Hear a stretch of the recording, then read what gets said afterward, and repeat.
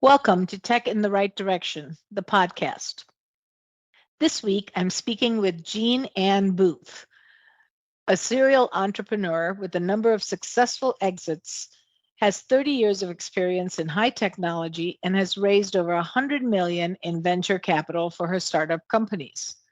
Now on her fourth startup, Unali wears Kanega Watch, which is the only medical alert watch you can wear 24/7 that has fall detection. With a patented quick swap battery system in the band, wearers never have to take off the Kanega watch to charge. And the company's patented real fall trademark technology is literally revolutionizing the world of fall detection and response. Jean Ann was previously the founder of Luminary Micro, the creators of the Stellaris microcontroller MCU platform. Luminary Micro was acquired by Texas Instruments in May of 2009 and was one of that year's top 5 venture-backed acquisitions. She was also the founder of Intrinsity, which was sold to Apple in April 2010. Welcome to the show, Jean Ann. I'm so excited to have you on. Thank you. It's such a pleasure to be here. I really appreciate the invite. Sure. And then let's get started. So, Jean Ann, as a woman in tech, can you share with us your career journey and how you got to where you are today? Oh, yeah. So I'll try to make this short because, that's the challenge about being an older adult is, well, it's kind of long, but Mm-hmm. um, I'm an electrical engineer. So 30 years in semiconductors, and then I retired, and then I came out of retirement for my latest startup. So Ah. just to kind of back that up a bit, on the engineering side of things, I actually went to college. I was going to do computer science. Mm-hmm. And at that time, computer science was a Bachelor of Arts degree, Mm-hmm. and I didn't want to do Bachelor of Arts. And so I changed to electrical engineering. So that was exactly how much thought I gave it. Um, so I want to start by dispelling the myth that says all engineers know they're going to be an engineer once they're, super small. Mm-hmm. And Mm-hmm. and I want to start also with the um, suggestion that if you aren't sure what you want to do when you look at college, do look at engineering, because the one thing that it tells everybody is that you know how to learn. And that's kind of key to my career journey. So NASA actually put me through college. I worked at Johnson Space Center in the Space Shuttle Transportation System office, and every other semester. And that was how I earned the money to go back to school the next semester. Then Mm-hmm. graduated with an electrical engineering degree. Um, spent, I think, a year, maybe two, in industrial process control, and then switched over to semiconductors, 30 years there, including 2 startups. And then, like I said, retired, and then came out of retirement and started Unaliware, which is my current startup today. Wow. Wow, that's quite a journey and a Yeah. great journey. But going into retirement and coming back out, I know the feeling. I'm kind of doing that right now. I'm coming back to work just because, I really have a passion for what I do, and it sounds like you have a passion for startups. I guess I do. I honestly, when I retired the first time, I stayed retired for about 3 years, and I swore if I did something else, which I figured I probably would, but I Hmm. swore I would never do another physical product company, and here I am again with another physical product company. So there you go. Shows how much you know Wow, when you make these you don't. promises. Right, right. So how has your journey with Unilever have been different than your previous startups? Yeah, so Unaliware is let me just kind of explain the name first, because it isn't your usual word, but then again, Mm-hmm. it's not your usual company. Mm. Unali is a Native American word. It's Cherokee for friend, and Ah, our watch is a Kanega watch, and Kanega is Cherokee for speak. So we're the friend who speaks to you, which to that's me cool. sounds a whole lot better than, Life Alert and Life Assist Mm-hmm. and Mm-hmm. Assist, all of that stuff. A Just friend, such a I deep can go with meaning. that. Mm-hmm. Yep. That's such a deep meaning. That's great. Unaliware sounds really like a cool company. So, how would you fund your current startup? So the well, first, the journey here has been completely different. And one of those differences is in the funding side. So the first one is for all of my startups, I did two semiconductor startups. One sold to Apple, another one sold to Texas Instruments, and then we have Unaliware. They all had passion to them. They were all, I see this market need. I know that we can do this thing, and Mm-hmm. we did, and we sold companies, and everybody made money, and that was great.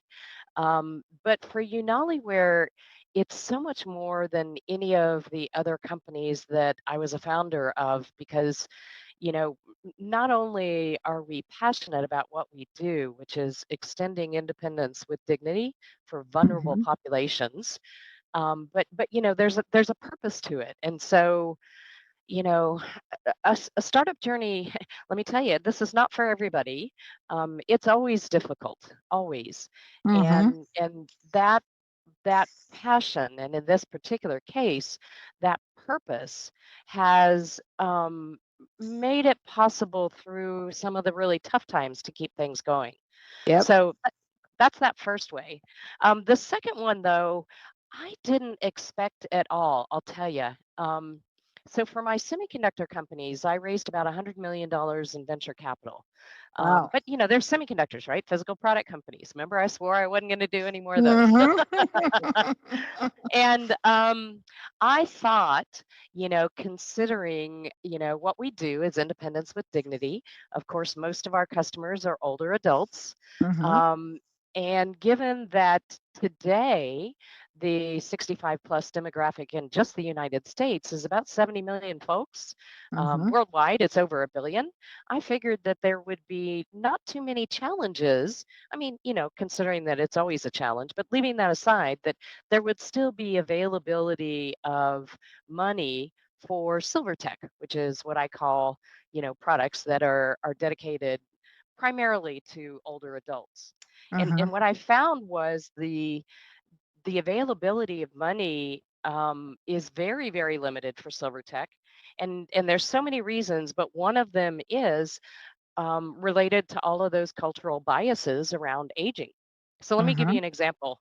I don't know how many trillions of dollars are in venture capital in the United States today, but it is trillions with a T. And if I was to say I'm going to do a silver tech startup, there's Mm-hmm. only three venture capitalists that you can go to. And in total, they have 72 million, that was with an M, Wow. dollars to invest across all the companies. So Mm-hmm. that drove number three, which is the funding sources that we did for Unaliware. So Unaliware is now 10 years old. I can't believe it, but Wow. that's where we are. Mm-hmm. um, and so for the semiconductor companies, of course, when you're raising, tens of millions of dollars per company, that's pretty much going to be venture capital. And I assumed that that's what we would do here, because certainly that's what I knew well. But I ended up actually raising the money for Unaliware primarily from angels. So Wow. individuals who were successful themselves and chose to invest their own money rather than being a VC who's always investing somebody else's money. So it's been very different. So I'm curious, as a woman, how difficult was it to raise this money? Because, there's venture capitalists that are just not giving money to women. It's a very small percentage of women that get venture capital funding. So tell me your experience with that. Yeah, so this is a hard deal. I mean, um, I think the way I put it is this. Um, if you're looking for bias, I promise you're going to find it, Yes, you're right? right. Yep.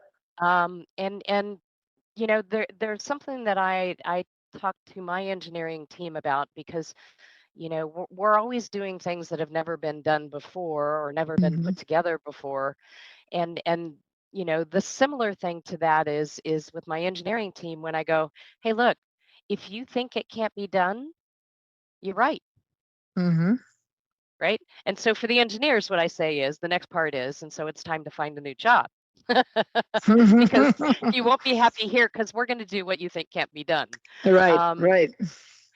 So in terms of And we'll do it because we believe in it.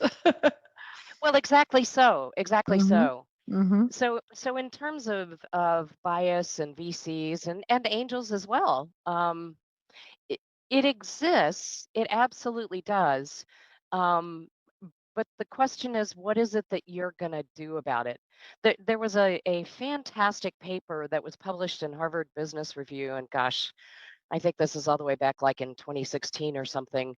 Mm-hmm. But basically, there were a bunch of students at Columbia Business School that followed a bunch of VCs and angels around at TechCrunch Disrupt in New York that year, and Mm. they videotaped all of the interactions, and then they analyzed them. And there were two for me there, it's a full article and everything, but for me there were two very important pieces to it. So number one was that the female founders were Mm-hmm. most often asked prevention questions Mm. rather than promotion questions. So as an Mm. example, a male founder would be asked, how big is this going to be? And he'd say, bigger than Uber, right? Mm. And then the female founder would be, and what happens if nobody uses your app?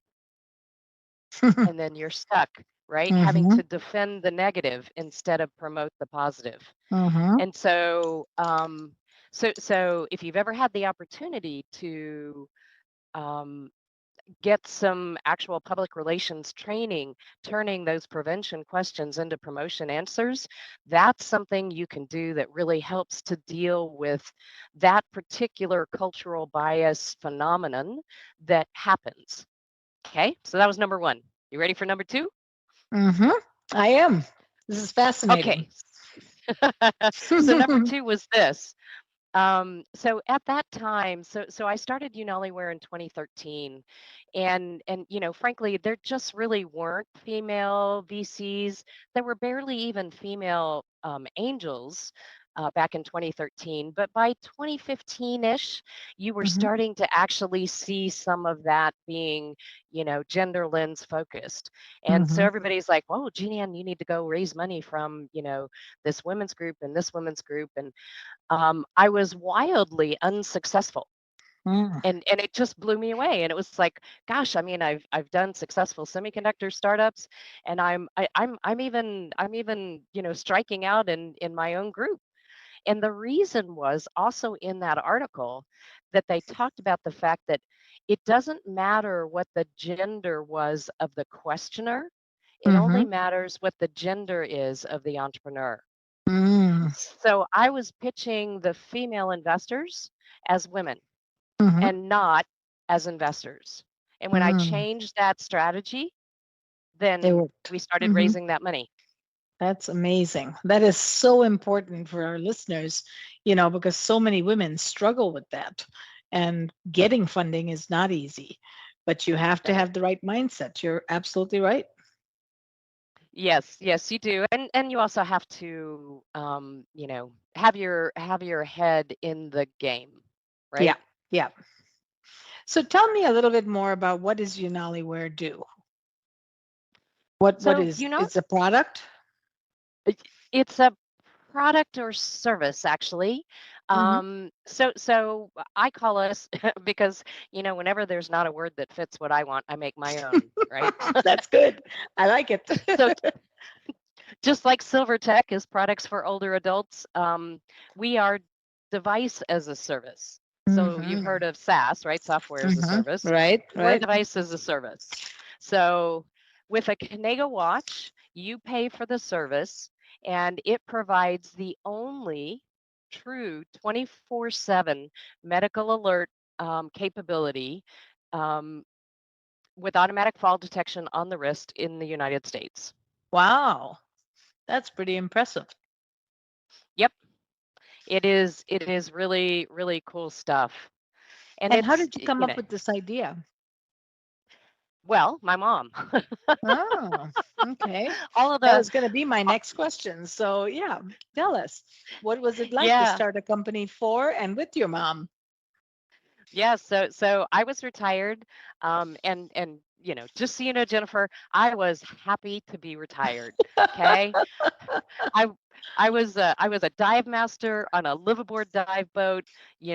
That was my dream job. Mm-hmm. It was so much fun, and I love scuba diving. But Mm-hmm. mom turned 80, Mm, and my mom was a model and absolutely just drop dead gorgeous and mm, as she got older, she got well, she was always slender. She got mm-hmm. kind of skinny. And Mm-hmm. so we had that conversation that you have, mom, I love you. I want you to be safe. I want you to live independently. How are we going to make this happen? Mm-hmm. And I went through as a good engineer, I brought her a spreadsheet of all of the products on the market and we talked about each one. And she looked at me and she goes, "Don't you get that for me? I'm not wearing it." And it was like, whoa. And so, I went away and I was really kind of bummed because I was very proud of my market research. Mm-hmm. And then I realized, you know what? I'm a nerd. I am not the style maven that my mom was. Mm-hmm. Um, Mm-hmm. but but I wouldn't wear a pendant. So why in the world would I expect my mom, To you wear it, know, yeah. to do that? And so I called her back up a week later and I said, "Mom, tell you what, you're going to finally understand what the joy is of having an engineer for a daughter, because we are going to make something you're willing to wear, and you're going to Mm, make sure that it's something that you would wear." mm-hmm. And that's what we did. And I, That's I, I tell you, awesome. yeah, it was such a gift. We were, she's gone now, but we got to Oh, I'm work on the sorry. company together for 5 years, and Mm, I would not trade that for anything. She was the senior mm-hmm. user experience advisor. Everything we did, she weighed in on. She got us about the first 100 of the 400 folks who came through our focus groups as we were doing design, Nice. and Nice. she weighed in on everything. So it And it, did she it was design great. it? Oh goodness, no. Um, No, no, it's a very seriously technology intensive product. Mm-hmm. Not that Mm-hmm. it looks that way to the user or the Mm-hmm. wearer, is what we call Mm-hmm. them. But in terms of the technology, so I mean, it's a smartwatch. It has cellular, it has Wi-Fi, it has GPS, it Mm-hmm. has Bluetooth for hearing aids and telemedicine devices. You talk to it, it talks to you, Mm. 24/7 speech, 24/7 automatic fall detection. Yeah, no, she didn't do that. And remember, when I was saying, "Hey, I'm raising money for this," Mm-hmm. the Apple Watch didn't even exist yet. Right, right. Yeah. Because now it has some of those features, but I think yours has a lot more. Yes, and More, there's a more in the there's medical area. You know what I'm saying? yeah, and actually more in other areas too, Hmm. because it's I call this, the right tool for the right job, right? Mm-hmm. And so, although we are a smartwatch, we're not a smartwatch. We're actually a medical alert watch, cleverly disguised to be a smartwatch. And so it's explicitly and specifically designed to extend independence. And so there are things that we do that other products don't do because they don't have the population. And I'll tell you the one that usually blows people away, and that is this: we use speech to control the watch, not touch, Yeah. because older adults are chronically dehydrated. So Mm-hmm. they lack the galvanic skin response that powers touch. Mm. That's amazing. I think that's so powerful. That's great. Now, did your mom wear the product? She absolutely did, and I can't Okay, even so tell you how she many liked the design of prototypes. it. Yes, yes, she did. But frankly, once she started the company with me, um, you know, eh, how much of that is she wore it because she thought it was, the perfect style, and how much of that was she wore it because she's my mom? I Mm-hmm. don't know. You Yeah. can't ask her. But still, she did still, it. So yeah. she absolutely did, and she wore every prototype, even when we 3D printed them out of plastic.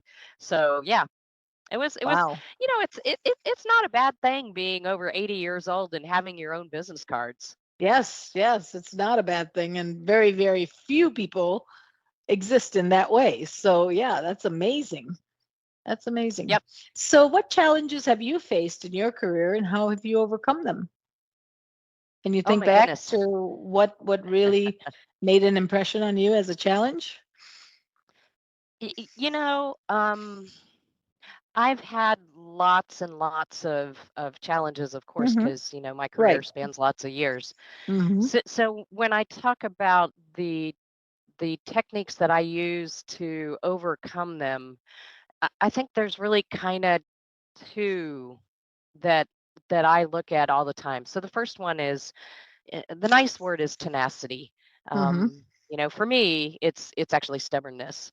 My mom and I always used to joke about who was more stubborn, her or I. And about 3 years into Unaliware, she actually called me up one day and she goes, "Okay, Jean-Ann, you win. You're more stubborn." That must have felt really good. It did. It did. Yeah. I teased her about that for the rest of her life. But that tenacity Mm-hmm. is an important part. You could call it grit, you can call it resilience, you can call it Mm-hmm. stubbornness, but it's an important part of bouncing back from a challenge, of Right. saying, this wasn't perfect, or maybe I did experience bias here, but you know what? That's just one, and there's so many more I can go Mm-hmm. and pitch and talk to and whatever. Mm-hmm. Um, and I think the second one that goes with that is, continuing to look at, where you are, where you going, where and always be learning. So Mm-hmm. like, I started out talking to you about, that research from that was published in Harvard Business Review, whatever year that It said to was. know how to learn. Right. Yep. Right. And so Mm-hmm. so had I not been actually looking around going, why is it that I'm having trouble even pitching women when Mm-hmm. I'm a successful serial entrepreneur? Mm-hmm. And then, by continuously looking out to be learning and finding a new thing, um, that allowed me to get that nugget that said, hey, here's the way to overcome that. Don't pitch them as women, pitch them as Mm-hmm. investors. Got Yep. it. Yep. No, that's great. And so those two things help you bounce back. But what were the challenges? Well, I mean, um, some of those challenges are simply, I mean, I told you about some of the funding challenges for Right. Unaliware, Right. Right. right? And so between tenacity and learning, you know, I just You kept got where you raising, needed to go. Yeah. Yep. right? Yep. Yep. And here today we're in a completely different perspective. And Mm-hmm. when I think of times that, for example, maybe I've faced some bias, either that I knew it was bias or I suspected it was bias, chip on my shoulder notwithstanding, you know, then I kind of go back to the question that says, okay, if you're looking for it, you're definitely going to find it. So if you think you're seeing it, the question is, what are you going to do about it? Are you Mm-hmm. going to move on, or are you going to let that be the end? Yep. And I just move on. See, I think that is so good because that's exactly how I think. But a lot of people don't think that way. They're always looking at the bias and saying, I'm the victim kind of thing. And I never looked at it that way. I'm like, okay, this didn't work. Let's try something else, you know? Yeah. Yeah, and I mean, for anybody who's listening who is an entrepreneur, this is going to really resonate. If you're pitching your business and you're pitching for funding or something along those lines and it's not going well, you kind of go through this little triangle, right? Of what's going wrong. And the first part of the triangle is there's something wrong with my pitch. And so Mm-hmm. you get a graphics artist and they make it look gorgeous, and you argue and strategize over every single word that you use, and you still aren't doing well. Mm-hmm. And so then usually the next part of the triangle is it's me. It's Mm-hmm. my hair, it's my clothes. I need to color my hair. Maybe it's my gender, maybe it's my religion, right? But it's Mm-hmm. me Mm-hmm. is usually the next piece. And then Yes. the third one is it's the market. Yep. And when I went through that triangle over and over again for Unaliware in Silvertech, the triangle actually went, it's my pitch, it's my market. And so Mm-hmm. now that it's such a teeny opportunity for funding here, then there's a small amount of bias that's going to come in. But you know what? I mean, there's so little money that you know the bias doesn't matter. So move on. It's not whether or not you dyed your hair. Right. Right. Move on is the big thing. Just don't dwell on that. Just move on and find other ways to do what you're doing to get to where you need to go. Right.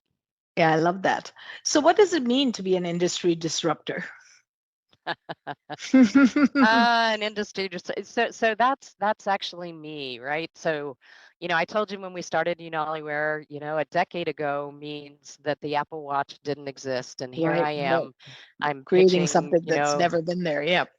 yeah, and nobody said, and it was I don't know how many years before an Apple Watch finally put cellular capability in the watch, but we did Mm-hmm. right off the Mm-hmm. bat, right? Right. Right. So industry disruptor means a couple of things. You're always ahead, so there's a very large contingent of people who go, you're never going to be successful, Mm-hmm. and you have to Mm-hmm. just ignore them. Yep. Yep. A- And there's also, because you're always ahead, there's also a bunch of fast followers who try really hard to copy what you're doing. And Yeah. so you have to watch out for those guys too.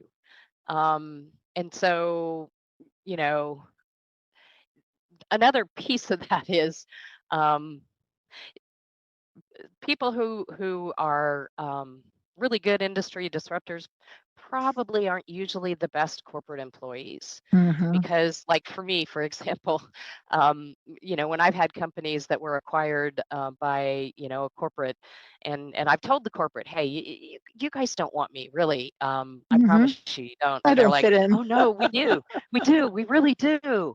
And I'm so then after a little while of me fixing everything, including the things that they didn't want fixed. Mm-hmm. Um, then they're like, you know what, you're right.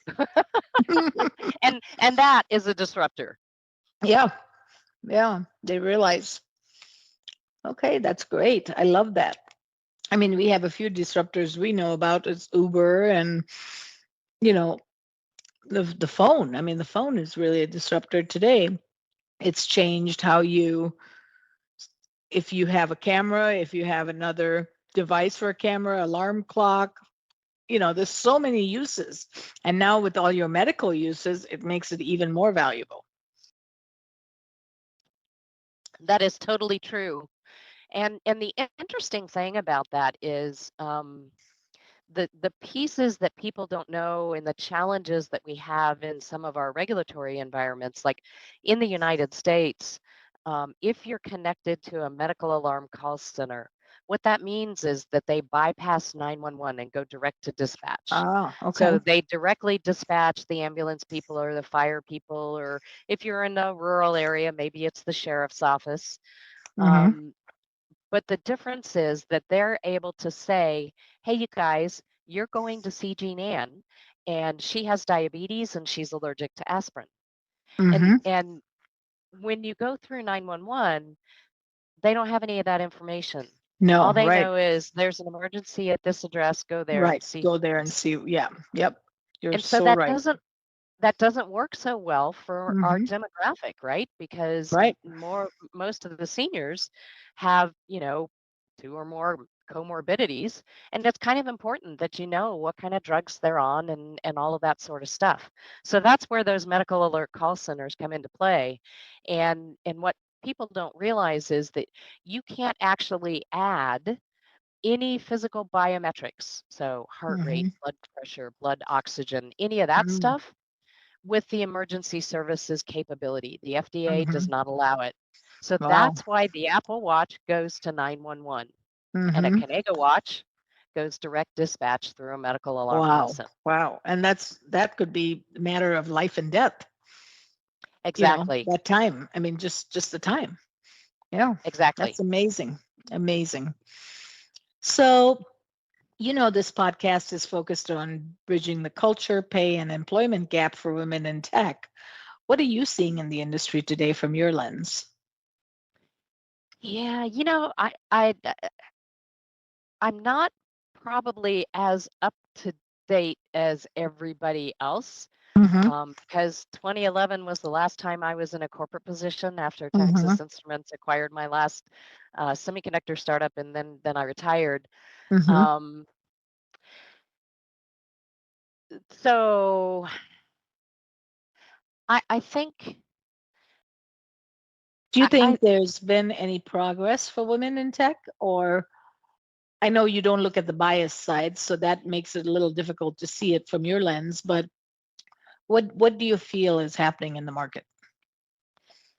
so I think that there has been progress. And also on the other side of it, I mean, usually stereotypes kind of exist because there's lots of them, right? Of whatever Right. that stereotype is. But Right. having said that, um, you know, because I had 2 years of work experience at NASA before I got my first, right out of college job, I actually had the highest pay in my starting class. It's And amazing. so, it, but some of that is, what you negotiate for, what you are willing to accept, Right. right? And so it And your goes back to mindset. I that. go back to the mindset, Exactly. definitely. Yeah. Right. So if you want to see that everybody is getting paid less, then you That's probably what you're going to will. see. Yep.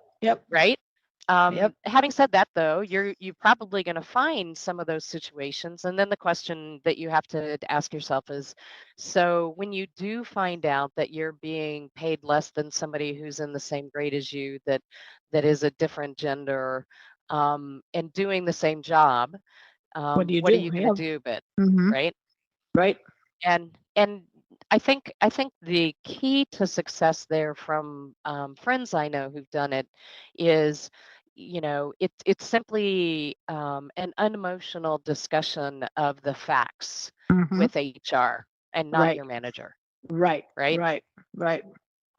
And so if you can keep all of the drama out of it, then you're much more likely to be successful.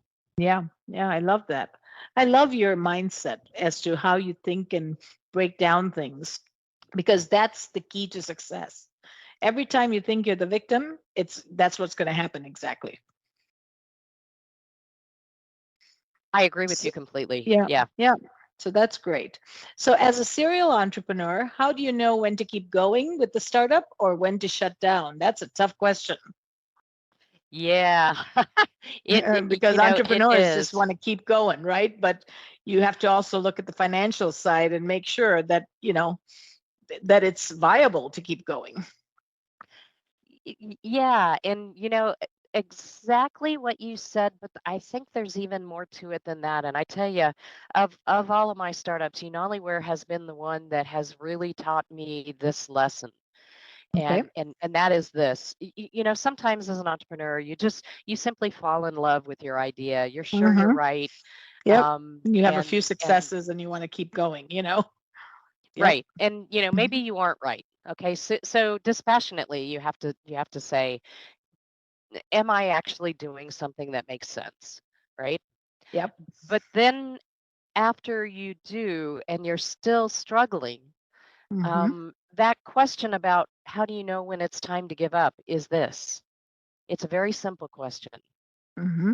Do you have paths to go down still? Mm-hmm. And so if you still have paths to go down, you're not done yet. Yep. Yep. So if that means, um, you still have another venture capitalist that you didn't follow up with, Mm-hmm. or that you Mm-hmm. didn't pitch yet, or an angel group you didn't talk to, or a prospective partner that you should try to see if they want to partner with you, you have to just keep going, right? Mm-hmm. And so, even when you talk about, um, the money pieces, there were times in the last decade of Unali where everybody would be telling me, Jean Ann, you just need to give up. This is never going to work. It's just not Mm-hmm. gonna. It's not gonna happen. Okay, Mm-hmm. well, here we are today. New York Times Wirecutter magazine just called us the best medical alert for on the go. Not one Wow. of the best, not one of the best, The but best. Yeah. the best, Mm-hmm. right?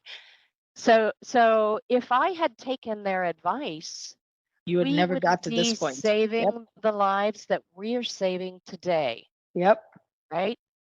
And so when I kept asking myself the question, right, the first one is, are you fooling yourself about whether or not the world wants what you're trying to do?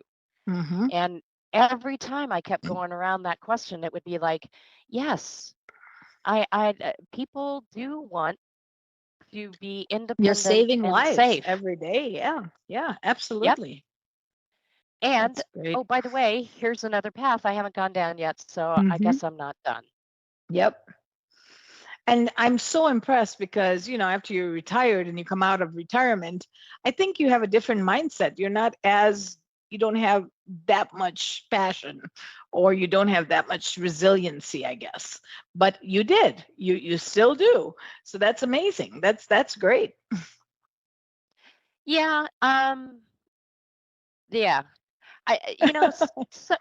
So many of those myths of aging are just myths. Yeah. I said, the one thing about stereotypes is, oftentimes there's lots of people that drive those stereotypes, but when it comes to the myths of aging, those are really just myths. I Mm-hmm. mean, you think about an older adult and everybody gets this mental image of some old woman staring pensively out the window, worrying about money with her walker or her cane by her side. Mm-hmm. Did you know that people above the age of 65 are the controlling number one spending group for Wow. 119 of the 127 consumer product categories? Wow. I did not know that, but that's great. Yeah, Yeah, that's an audience that you should be paying attention to, right? exactly. So Mhm. here's a place where our stereotypes, because here, I mean, it's actually not even stereotypes, it's actually cultural biases are Mhm. leading us completely wrong.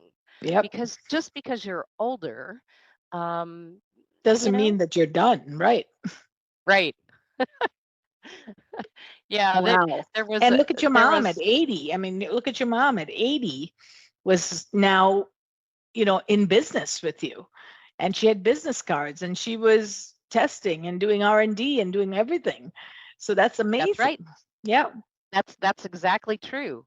And the amazing thing here is, in today's world of DEI, there's only one prejudice that is still acceptable, and that's Hmm. ageism, Wow.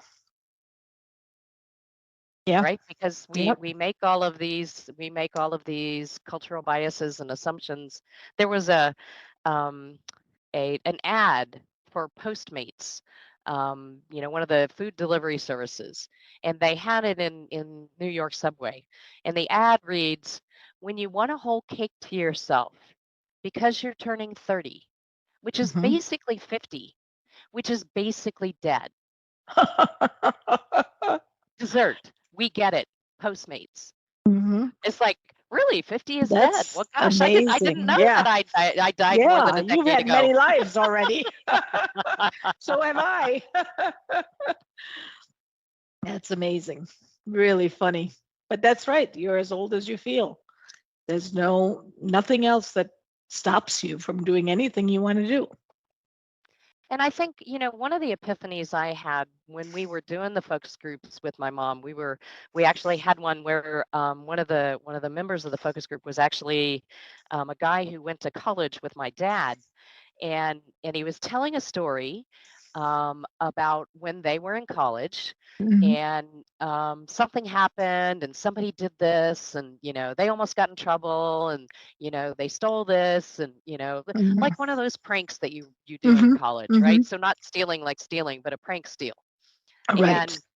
And I'm looking at this guy who's he was 85 at the time, and he's telling this story, and I suddenly realized he actually doesn't see the guy I see, right? Mm. So that image you see in the mirror when you get older isn't that isn't who you feel like inside, right?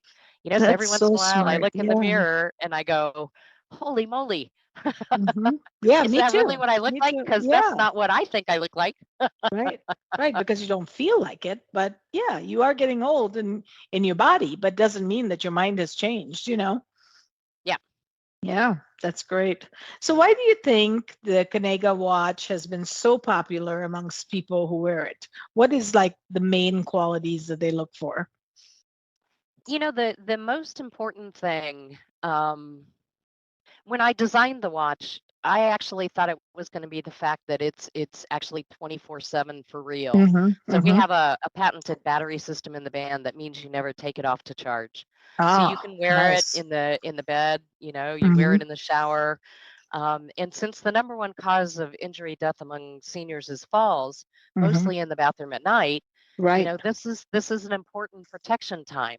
And Sure. and honestly, that's what made me come out of retirement to start the company, was because, if I could give my mom true 24/7 protection, Mm-hmm. then, You could I have had some it ease, made. peace of mind too. Yeah. Exactly.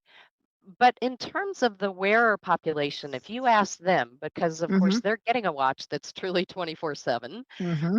it's all about fall detection on the wrist, right? Fall Oh, detection without stigma. Fall detection where they don't have to tell anybody they're wearing a medical alert right, device, right, right. It's a watch. right? Yeah. Yep. That's exactly right. And the maladies of aging, falls is definitely one of them. Oh gosh, And yes, I know. it, As I get older, and I'm like, my balance needs to be better, because falling is easy. Yeah. and most of the fall detection that is in the medical alert marketplace is actually, um, they take actors, they have the actors fall, and they use that for the algorithms. Hmm. And with a decade of data collection, I submit to you that real people don't fall like actors, Yeah. because Yeah. when real people fall, for one thing, they have a tendency to get hurt, Yep. right? Yep. That's what I was going And to say. no They hurt actor's going to themselves. do Yep. that. That's Right. right. So our fall detection is actually based on fall detection over the last decade. For a long time, it was all just my falls. But Hmm. Well, our fall and it's detection over the real. last decade of real falls, and Yeah. that's Yeah. exactly what we do. It's real fall technology. Very neat. Very neat. Because that's really, I see a lot of that in older people. And if they live by themselves, it's really tough because then nobody knows. And you could just be laying there and not be able to get up for days. And even if you don't live by yourself, I mean, for one Right. of my girlfriends, her mom loved to garden. Her mom was out in the garden. She tripped. She was not able to get up. I think she Mm-hmm. might have broken her leg in the fall. Mm-hmm. And her husband was watching TV, and Mm-hmm. of course the volume on loud, and Mm-hmm. she's sitting there throwing rocks at the door to try to Oh, get yeah. his Get his attention, attention. right? Yep. Yep. So it's not just about being alone. It's actually about being self-reliant, right? Yep. Yep. Being in control of your own aging. And that's important. So true. So true. Wow. Wow. Makes me think a lot about different devices. And that's really, really a great quality that people like because the fall detection is so important. Yes, it truly is. Hmm. Okay. So now I have a selfish question for you. What is your Okay. favorite place that you've traveled to and why? And it's selfish because I love to travel. And so I take ideas from my guests if there is a place that kind of appeals to me. So tell me, what is your favorite place or the place that you've gone to and loved it? and why?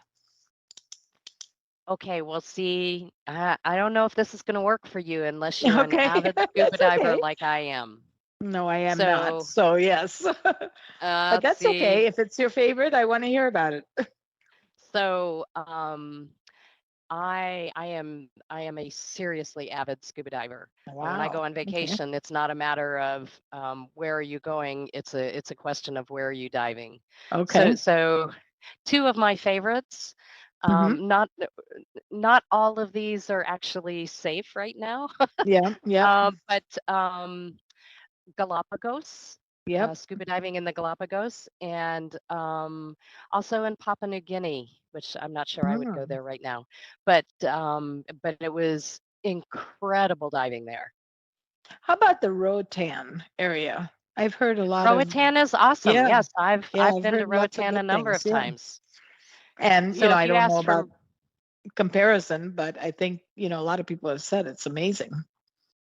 Yes, and if you asked for some of my favorite dive sites, I have Mm-hmm. one that is actually in Roatan. One of my favorite dive sites is called Inside Outside, Ah, and the coral architecture is so cool. You're going in and out of the reef, wow. and it kind of looks like a like a vertical canyon of chain links or something. I don't know how to describe it, but anyway, it's really neat. Is there any kind of device that you use to capture any of that? The coral, like a camera or GoPro or something like that, or no? Yeah, I do. I do have an underwater video camera. I mean, I Mm-hmm. can also shoot still photos, but mostly I do video because Mm-hmm. I love Watching actually them later. seeing Yeah. real Yeah. wildlife in I bet. the real wild. Mm-hmm. So I have cool things like, squids laying eggs and, you Wow. know, lots of sharks and Yeah, I'm stuff. not a good swimmer, so that's not going to happen. But I Okay. love, love, love hearing what you're saying because it's just fascinating to me. Yep. Oh, that's great. Oh, so Jean Ann, this has been such a pleasure and an honor to have you on my show. I know our guests are going to love listening to our conversation, and I really, really appreciate it. So thank you, and hopefully one day, in the future, you can come back. Thank you very much. And again, thank you so much for the opportunity to speak with you. It was a great, Sure. great fun. Yes, and if you can share with our listeners how they can get a hold of you. The easiest way to get a hold of me is probably either LinkedIn or Mm-hmm. actually through Unaliware and our website. And so that's Mm-hmm. UNALIWEAR.com, Unaliware. Okay, great. Well, I'm sure if there's, anyone who wants to learn more about what you do and maybe talk to you about their path, that would be great. So thank you, thank you, thank you. This was such a pleasure, and I hope to talk to you again. Thanks. Thank you for listening to Tech in the Right Direction. Please take a minute to subscribe or follow so that you never miss an episode. Also, don't forget to like, share, and comment. Thank you. See you next week. From IT skill enhancements to end-user adoption training, Directions Training is your resource to help optimize the effectiveness of your technology investments. Over 500,000 students have taken advantage of our wide selection of technology and business training solutions covering the most popular applications today, such as Microsoft 365, Azure, Windows 10, and more. As a podcast listener, we invite you to take advantage of an exclusive offer. Receive 30 days of free access to our Microsoft official curriculum on-demand courses for IT professionals or end users. Visit us at www.directionstraining.com/podcast to claim this offer today. Hurry, this offer is only available for a limited time. Success is a journey. Ask for directions.